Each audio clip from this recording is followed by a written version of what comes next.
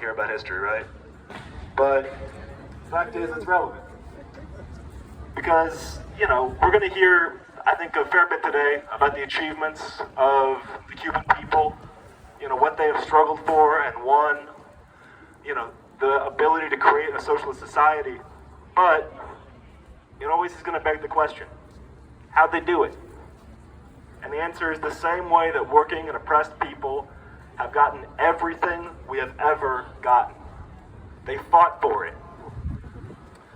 When Spain and then America occupied Cuba, they treated it as a sugar colony.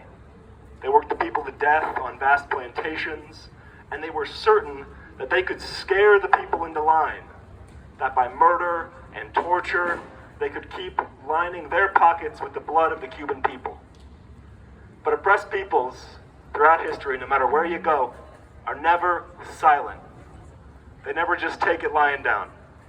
And the workers in those sugarcane fields, all throughout the 1860s, the 1870s, 1880s, rose up and turned the fucking machetes around.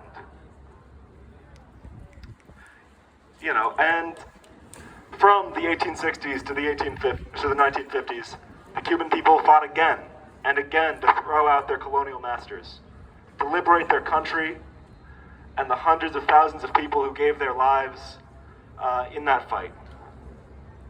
First against the Spanish, and then against the US Empire. But in 1958, the Cuban people drove out the puppet dictator we had installed in their country.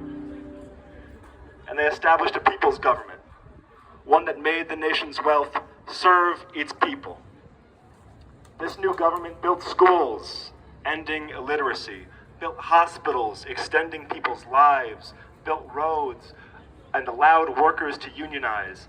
They brought electricity to the countryside for the very first time in Cuban history. In essence, they served their people.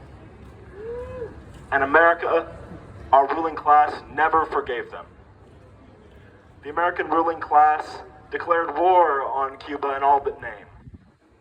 They weren't going to allow their lucrative colony to be taken away from them by people they didn't view as human. And so the American ruling class attempted to assassinate, for instance, Fidel Castro hundreds of times. They bombed hotels, dropped bombs on sugarcane fields, and finally attempted to launch an invasion with the sons of plantation owners as shock troops to overturn that people's government. That was called the Bay of Pigs. But the Cuban people fought them back, each and every time. They sent those plantation owners packing. Despite every assassination attempt, Fidel lived to be 90 and died peacefully in his bed. And again, the US ruling class could never forgive that. After the Cuban people beat back invasion and terrorism and assassinations, the US imposed an illegal blockade. Today, our government is still punishing the Cuban people.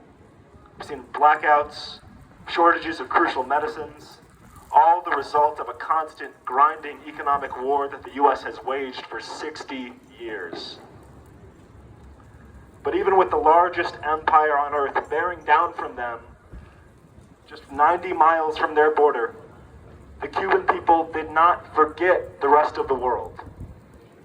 While the US ruling class was engaged in segregation in the Deep South and was helping prop up the apartheid South African government, Castro broke bread with Malcolm X in Harlem and sent troops to the anti-colonial forces in South Africa.